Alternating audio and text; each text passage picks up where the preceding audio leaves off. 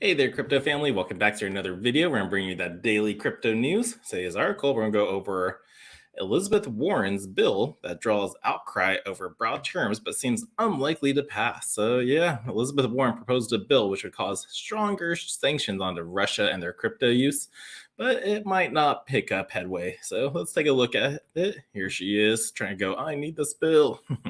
But yeah, in a quick take, Senator Elizabeth Warren introduced legislation targeting potential Russian crypto use that could ultimately require more action from exchanges this week. The broad language of the bill has drawn outcry from the industry since it could encompass unexpected entities like technologists or those deploying open source code. Still, it's early in the legislative process, and as it stands, seems unlikely to pass. Senator Elizabeth Warren introduced legislation targeting Russian crypto use that could ultimately require more action from exchanges.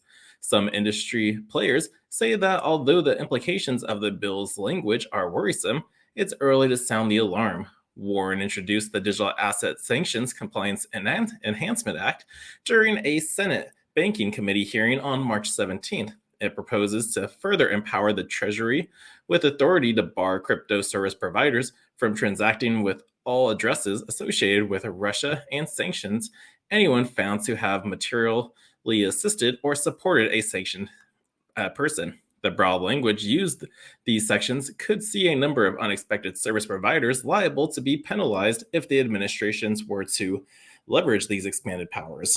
Now, the broad language used is the specific language of the bill is the main sticking point for much of the industry.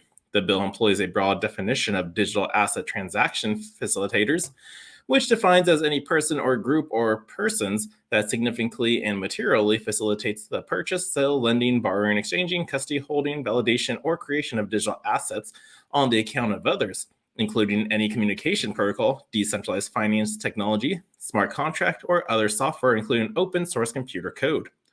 Mark Wetchin, former acting head of the Commodity Futures Trading Commission and current head of policy and regulatory strategies at FTX, said in an interview with the block that definitions are always key in digital asset legislations, and Warren's bill is no different. It's pretty expensive, expansive language, particularly as it relates to the definition of digital asset transaction facilitator. He said very broad and similarly very similar to some of the reporting language there was in funding legislation from last year. And if it were to become law, it certainly would implicate not just centralized platforms, but decentralized platforms as well. As crypto policy think tank Coin Center pointed out, this extends the heightened requirements of the bill not only to exchange, but technologists, decentralized financial protocols, unhosted wallets, those who have written open source software, and others.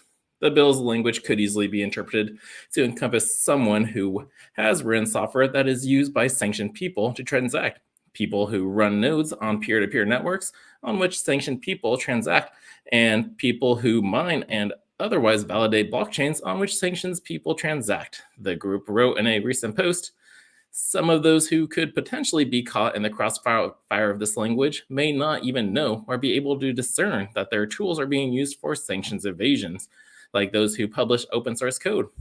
Broad criticism. Due to its sweeping definitions, the bill has drawn criticism from industry players. As a Coinbase head of U.S. policy, Cara Calvert tweeted, the Warren bill is behind the curve, out of touch, and undemocratic. It might even be unconstitutional, according to Coin Center.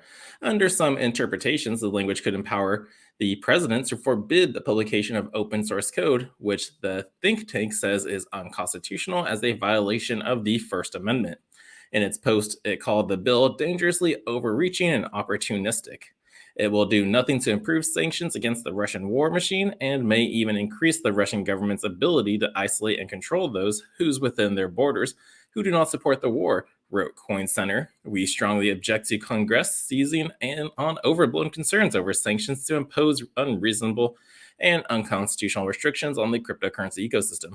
Exchanges are already complying with existing sanctions, according to industrial players, and there's little evidence crypto is being used any more than traditional financial tools for sanctions evasions. Thomas Hook, Chief Compliance Officer at crypto exchange Bitstamps, pointed to this lack of evidence and greater capabilities of blockchain technology to thwart sanctions evasion. Blockchain analytics tools are commonly used through the cryptocurrency industry and globally, and already allow unprecedented insight into funds movement and provide greater control in preventing sanctions evasions than traditional finance.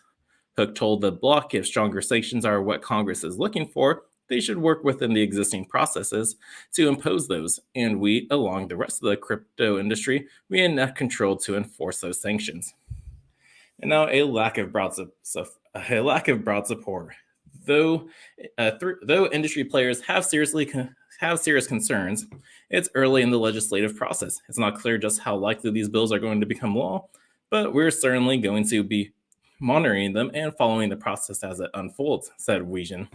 Some are confident Warren's proposal won't get far. Jerry Brito, executive director of Coin Center, tweeted that he doesn't see it moving forward now. It does not have bipartisan support, doesn't seem like it will be attached to anything, must pass, and flies in the face of what experts in administration recommend, he tweeted.